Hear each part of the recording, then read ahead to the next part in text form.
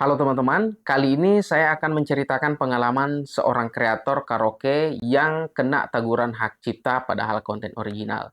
Saya sangat menyesal karena saya baru tahu tentang ini dan tentunya baru saya bisa menginformasikan kepada teman-teman. Sebagai konten kreator, teman saya ini tentunya selalu berinovasi secara kreatif membuat konten-konten karaoke dan tentunya mengambil contoh-contoh dari visual dan audio dari konten yang sudah trending, namun mereka membuatnya secara original. Namun apa jadinya? Setelah termonetisasi dan video tersebut mendapatkan 3.000 view, muncullah teguran hak cipta. Ya, teguran hak cipta dalam hal ini strike dan video itu langsung dihapus oleh pihak YouTube. Dan biasanya teguran hak cipta ini bersifat karena pelaporan, teman-teman. Nah, ini saya baru menyesal karena saya baru tahu bahwasanya teguran hak cipta itu bisa muncul tanpa adanya pemberitahuan misal klaim ID berbagi atau klaim ID dolar merah. Nah, kreator ini atau teman saya ini kemudian berdiskusi dengan saya, apa sih solusi yang bisa dilakukan? Saya pun merekomendasikan untuk menghubungi pihak pengklaim atau pengirim teguran hak cipta. Alhasil balasannya sangat membuat saya kaget, teman-teman. Teman saya ini dimintai 2 juta sebagai bentuk ganti rugi karena telah menggunakan kekayaan intelektualnya dalam bermain karaoke. Ya, menurut saya ini merupakan kreativitas dari teman saya karena membuat konten karaoke dengan aransemen musik piano sendiri.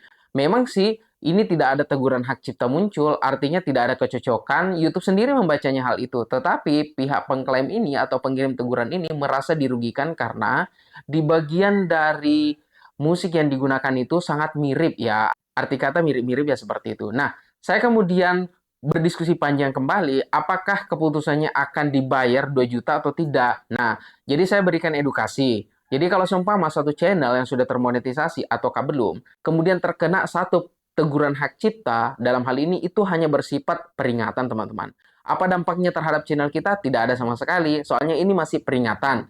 Jadi peringatan itu masih kita dibolehkan melakukan hal seperti itu, namun sebenarnya tidak boleh ya. Tetapi tidak ada pengaruh sama sekali. Ini hanya bersifat peringatan dan akan hilang setelah 90 hari. Makanya selama periode peringatan itu, teman-teman jangan melakukan kesalahan yang sama. Karena ketika kena teguran pertama, kedua, dan ketiga berikutnya, maka channel kita akan langsung di-delete oleh YouTube tanpa konfirmasi.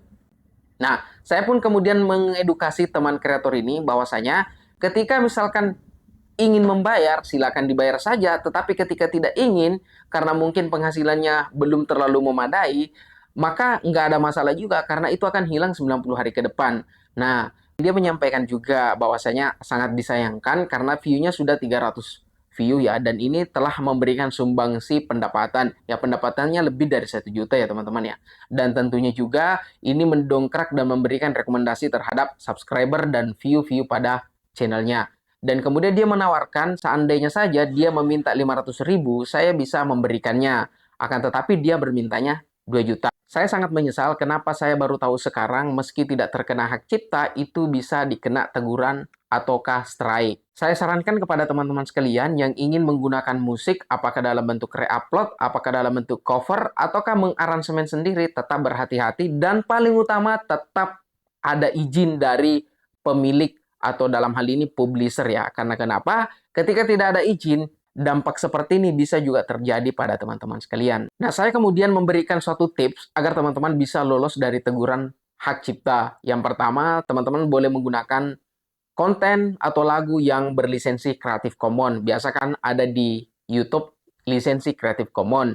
Terus yang kedua, gunakanlah lagu secara umum dan tidak dilindungi hak cipta. Ya, untuk mengecek hak cipta kan saya pikirnya itu sangat mudah. Kita bisa melihat di bagian deskripsi suatu video, di situ ada muncul satu label, itu namanya hak cipta. Barangkali seperti itu yang bisa saya sampaikan. Buat teman-teman sekalian ketika ingin bergabung di kelas YouTube Viral Bugis, klik gabung di samping subscribe channel Viral Bugis atau klik gabung di deskripsi video di bawah ini. Semoga edukasi ini bermanfaat.